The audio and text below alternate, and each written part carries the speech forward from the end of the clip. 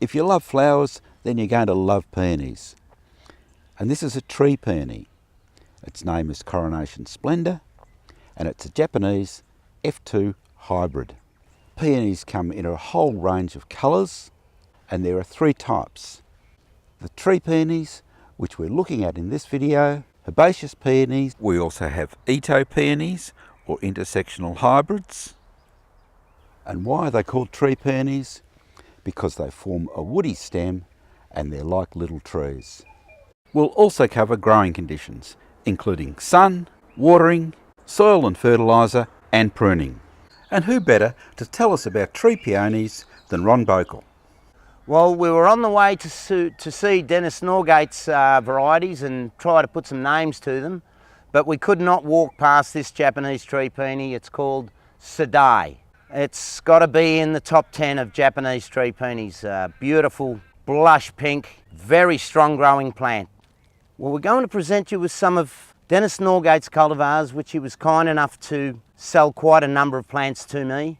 And the only problem is the history of a lot of these is rather scarce and there is not much information on the naming. So we're trying our best to put the names to them as correctly as we can. I believe this purple semi-double has been originally called Zeus, but I can't be 100% certain about it. But anyway, it's still a beautiful flower, as are all the varieties I got off Dennis. This is another one of Dennis Norgate's beautiful varieties. I originally called it Double Marchioness, but I've since discovered that it may be called Hestia, which is from Greek mythology, the god of the fireside. Beautiful 3/4 double flower. I'm still not sure of the name of this one. And here's another one of my favourite Dennis's. I believe this is called Orion from the star sign. Gorgeous cream double. Another one of Dennis's. It's originally I called it Double Nike because it looked like a Nike in a double form, but I've since found it's called Surprise. I found it in an American catalogue. And as you can see here, it's in glaring full sun, flowering to perfection. The bush shape is marvellous, beautiful, round, tidy. Peonies are lovers of full sun. I face west here and we get extreme temperatures. The foliage always looks fantastic. Not a problem. More sun, more flowers. This is another one of Dennis's favourites. Originally called it Double Gorgan because of this strange wine red colour.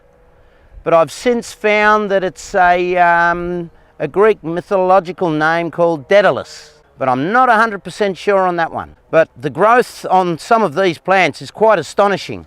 Once the pH is neutral 7, which is what they like the best. Of course, there's the addition of plenty of calcium carbonate. But I've also put a lot of animal manure on these plants, mainly chicken manure. Cow manure is just as good, but the growth has been incredible since I've been using large amounts of organic matter. This is a gorgeous full double yellow called Golden Hind. Found the name of this one, and it's got a lovely fragrance to boot. It's sensational double yellow. Some of these plants I did water initially to fatten the flowers. Normally, most springs, water is just not necessary, and of course we all know they don't need watering in summer because the root system is shut down. So since they've started flowering, I've ceased watering and they're just flowering to perfection.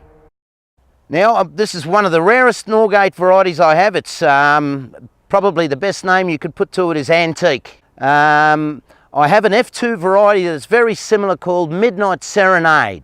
Well, I think that would probably make a very good name for this plant. I only have half a dozen plants of this antique weird colour. As you get used to growing tree peonies, you'll find there is no pruning required. If you've got a peony growing in the shade and it's gangling out to the sun because they love the sun, you can trim them back and neaten the bush up. But the bush is merely telling you that it's reaching out for light and searching for the sun because, well, in the sun they'll have much more flowers. Otherwise, pruning is not an issue. This variety is another F2 called Gold Era. Not necessarily an Australian favourite, but if you don't have yellow in your tree peonies, well, you can't appreciate all the other colours. I love yellows. You've got to have at least one yellow peony in your garden. Well, we're going all the way back to the start. Here's a classic flower of Zeus. And what sets a peony flower apart from most flowers is the beautiful boss of golden stamens in the centre. It just radiates that vividness of the colour of the petals. The contrast is unique to tree peonies. Now, to show you just how tough and how indestructible a tree peony can be, we're looking at tree peony gorgan flowering here on pure subsoil. Now, the only reason it's here is because I threw out all the old grafting roots and all the cut-off pieces, and there must have been a live eye on one root, and every year it's flowered and it's sitting in the harshest conditions of all time. No water. The only reason it's doing any good is the sediment from the lime that's flowing down the hill. It's the only source of nutrition it gets. And this plant just defies all the rules. It's growing in what you would call an impossible place. And it's just shining. Just look at that.